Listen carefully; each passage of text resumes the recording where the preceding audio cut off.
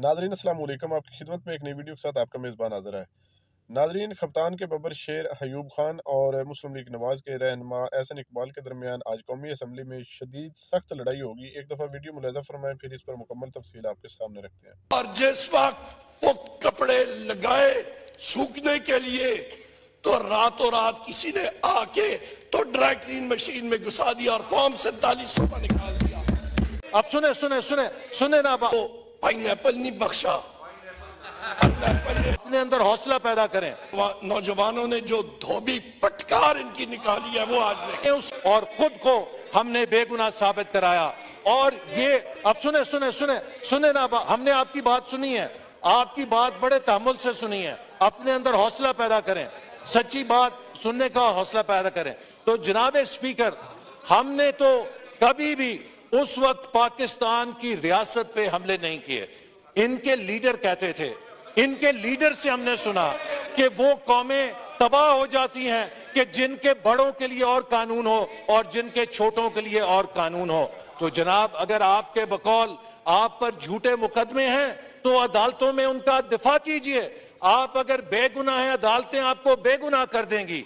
लेकिन अपने मुकदमों के और अपने जराइम के लिए जब आप दूसरों से कहते थे रसीदें पेश करें, आपको जब कहा जाता है कि रसीद पेश करें तो आप कहते हैं कि नहीं जनाब, हमें तो माफी मिलनी चाहिए, हमसे रसीदें नहीं मांगनी चाहिए। तो मैं समझता हूं कि ये दोहरा मयार किसी भी लिहाज से जस्टिफाई नहीं हो सकता कि आप इस चीज को करें। आप आज हमें यहां ताने दे रहे हैं कि किस तरीके से आया। मैं सवाल ये करना चाहता हूं कि क्या 2008 में जब ये इलेक्शन हारे तो इन्होंने नहीं कहा कि धांधली हुई, बदतरीन धांधली की गई 2008 के इलेक्शन में? जब 2013 में हारे तो क्या 35 पंचर का शोर नहीं मचाया? बाद में कहा नहीं जी, ये तो ऐसे ही किसी ने मेरे कान के अंदर कह दिया था। अब फिर आप इलेक्शन हारे तो आपने अब 80 पंचर निकाल दिए। सवाल ये है कि 2/3 पाकिस्तान ने आपके खिलाफ वोट दिया है, आपको 1/3 वोट मिला है। पाकिस्तान के 4 फेडरेटिंग यूनिट्स में से 3 फेडरेटिंग यूनिट्स ने आपको मुस्तरद किया है। लिहाजा आपका जो मैंडेट है उसके मुताबिक आप अपने मैंडेट की खिदमत करें और इस मुल्क के निजाम को, अगर आप यहाँ पे धमकियां देंगे, आप यहाँ पर यह कहना चाहेंगे कि हम इस ऐवान को चलने नहीं देंगे, तो माफ कीजिए, ये ऐवान आपकी प्रॉपर्टी नहीं, ये 24 करोड़ अवाम की प्रॉपर्टी है। ये ऐवान हमारी भी प्रॉपर्टी है। और अगर आपका ये ख्याल है, आपको मौका देते हैं इसके बाद, अगर आप एक मुस्बत ऑपोजिशन बनेंगे, अगर आप एक मुस्बत ऑपोजिशन के तौर पे किरदार करेंगे, हम आपको सिर के ऊपर बिठाएंगे, इसलिए कि ऑपोजिशन जमहूरियत का हिस्सा है।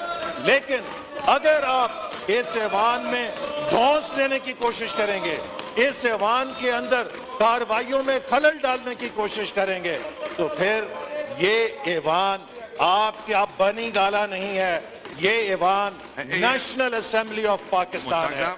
ये ऐवान चलेगा और इस ऐवान के अंदर से पाकिस्तान के अवाम के लिए कानून भी पास होंगे और पाकिस्तान की मईशत को तरक्की देने के मंसूबे भी पास होंगे। इन लोगों को मैं याद कराना चाहता हूं कि तोशा खाना से इन्होंने तो पाइनएप्पल नहीं बख्शा,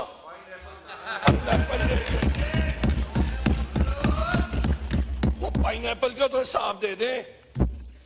एक गाड़ी जो थी वो हजम कर गए, रूल्स में अलाउड ही नहीं, BMW ले गए, वो खुद उस पे कभी मरी जा रहे हैं तो कभी किधर जा रहे हैं, उसका तो हिसाब दें।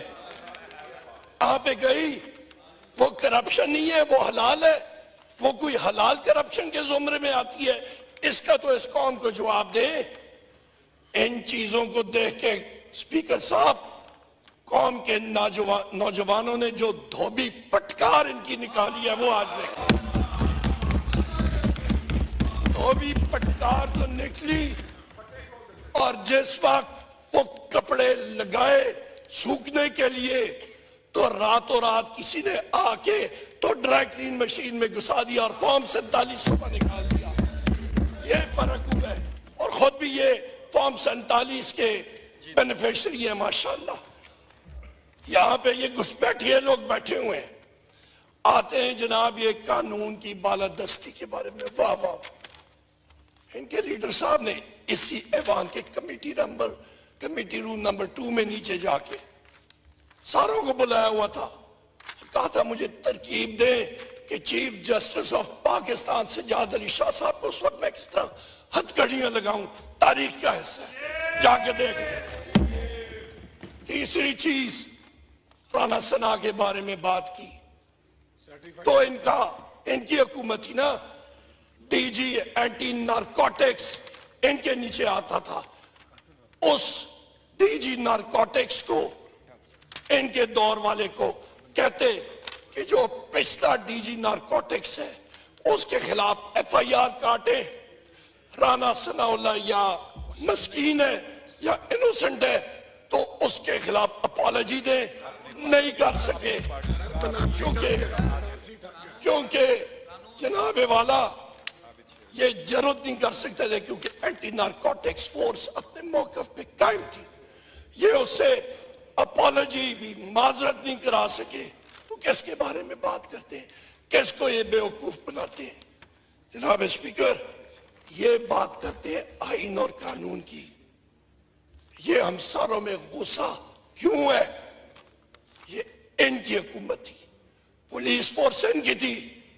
मेरे महबूब कायद के खिलाफ जुडिशल कॉम्प्लेक्स में जब टीयर गैसिंग हुई। नाज़रीन, आपने वीडियो मुलाज़ा फरमाई है। नाज़रीन, एहसन इकबाल ने जितनी भी बातें की हैं, किसी बात में कोई दाम नहीं है, सारे उसने तकरीबन झूठ बोले हैं।